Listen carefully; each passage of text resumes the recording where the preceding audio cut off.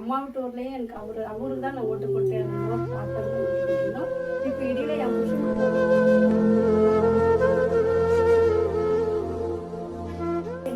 எனக்கு உதவி செய்யலாம் கூட என்னோட கட்சியை விட்டு கொடுக்க எனக்கு மனசே வரும். எல்லாமே என்ன குற்றம் சொன்னாங்க. உங்க ஆட்சியில வந்து உங்க 50 வீட்டாண்டு இறக்க முடிஞ்சிச்சான்னு கேட்டாங்க.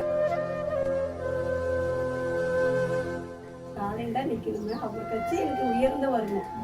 மலை போல வளர்ந்து வந்ததான் நாங்கள் இன்னைக்கு நீதி நினைச்சே தீரும். பொய் பொட்டா போயிடும், நீதி வந்து நினைச்சே தீரும். என்னைக்கு யார் செய்யறாங்களோ அவங்களுக்கு மனசாட்சி. தருமபுரி டிஸ்ட்ரிக்ட் காப்பரேட்டிவ்க்கே வட்டோம்.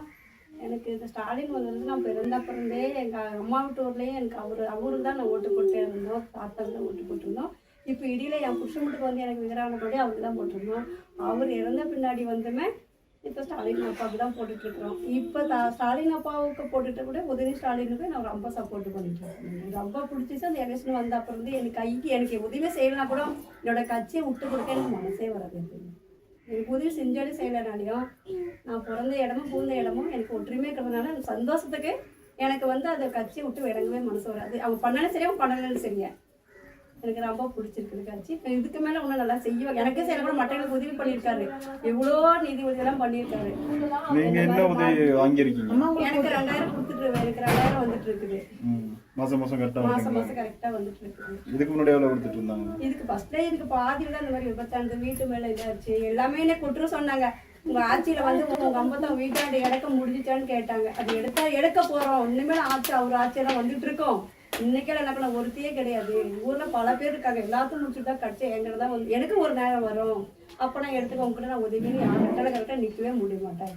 அதே போனாலே உங்ககிட்ட வந்து நான் உதவி கேட்க அவர் எடுத்தாலும் எடுக்கனாலையும் என் கட்சி விட்டு கொடுக்க மாட்டேன். இன்னைக்குமே விட்டு கொடுக்க மாட்டேன்.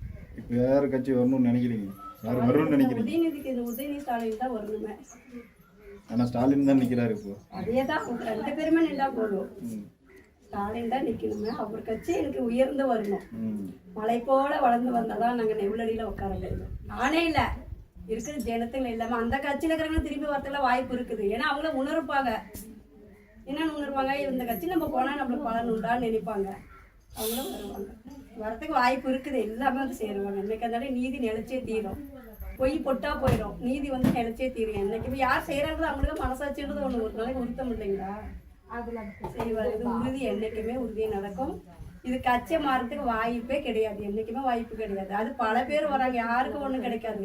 ஒண்டியா இருந்து சமாளிச்சா நமக்கு லாஸ்ட் மட்டும் வெளிக்கூட்டு கிடைக்கும். நம்மளுக்கு பேசுங்க. மாவட்டமா வந்து பழனித்தோப்பு இருக்காருமா. திருப்பி அவர் வந்து ஆட்சிக்கு வந்தாலே நாங்கள் எல்லாம் ஆதரவு கொடுத்து நாங்கள் ஓட்டு அளிக்கணும். அவருக்கே ஓட்டு அளிக்காது மற்ற யாருக்குமே கொடுக்க மாட்டோம். அந்த கட்சியிலேருந்து அந்த கட்சிக்கு வந்ததுனா அந்த நன்றியை நாங்கள் நினைச்சு பார்த்து நாங்கள் எல்லாமே ஓட்டு இருக்கிறவங்களுக்கு சொல்லி கொடுத்து நாங்கள் எல்லாமே ஒற்றுமையாக சேர்ந்து எல்லாமே நல்லா செய்வோம்.